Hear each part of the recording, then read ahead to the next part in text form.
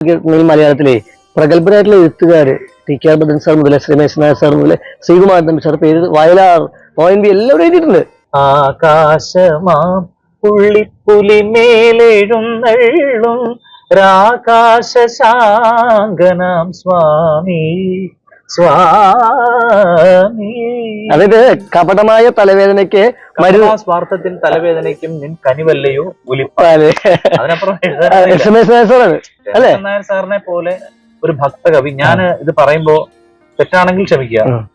പൂന്താനത്തിന് മേലെയാണ് എന്റെ മനസ്സിൽ, നമ്മുടെ അറിവിന്റെ തലത്തിൽ അങ്ങനെയാണ് അല്ലെ? പൂന്താനത്തെ അത്ര കണ്ട് മനസ്സിലാക്കാത്തതുകൊണ്ട് ഞാൻ പറയുന്നതാണ്. പിന്നെ മാത്രമല്ല രമേശ് സാറിനോട് വ്യക്തിപരമായിട്ട് ഇഷ്ടമുള്ളത് കൊണ്ട് പറയുന്നത്. എന്താണ് എന്ത് വിചാരിച്ചാലും പൂന്താനത്തിന് വഴിയെ സഞ്ചരിച്ച ആള് തന്നെയാണ് അദ്ദേഹം. അല്ല, പൂന്താനത്തിന്റെ ഭക്തിയാണ് മേൽപ്പത്തൂരിന്റെ വിഭക്തിയേക്കാൾ എനിക്ക് ഇഷ്ടമെന്ന് ഭഗവാൻ പറഞ്ഞ പോലെ രമേശൻ നായർ സാറിന്റെ ഭക്തിയാണ് ഇതിനൊക്കെ മേലെ എനിക്കിഷ്ടം. അതേ അരയാൽ തറയിൽ നിന്നാണ് രമേശൻ സാർ ഞാൻ തമ്മിൽ അവസാനമായി സംസാരിക്കുന്നത്.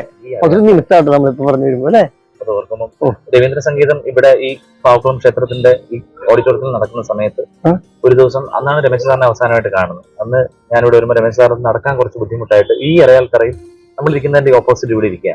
അവിടെ പോയി അത് സംസാരിച്ചാണ് അവസാനമായിട്ട് നേരിട്ട് സംസാരിക്കും. പക്ഷെ ഞങ്ങൾ ഇടയ്ക്കിടയ്ക്ക് ഫോണിൽ സംസാരിക്കും. കാര്യം ഏത് സംശയവും മലയാള ഭാഷയിലെയോ സംസ്കൃതത്തിലെയോ തമിഴിലെയോ ത്രിഭാഷാ പണ്ഡിതനാണ്. തിരുക്കുറളൊക്കെ പരിഭാഷപ്പെടുന്നു. ഇളയരാജ സാറിന്റെ സംഗീത കനവ് ജീവചരിത്രം മലയാളത്തിൽ പരിഭാഷപ്പെടുത്തിയതും രമേശ് സാറാണ്. പിന്നെ ഏത് സംശയവും വിളിച്ച് ചോദിക്കാം.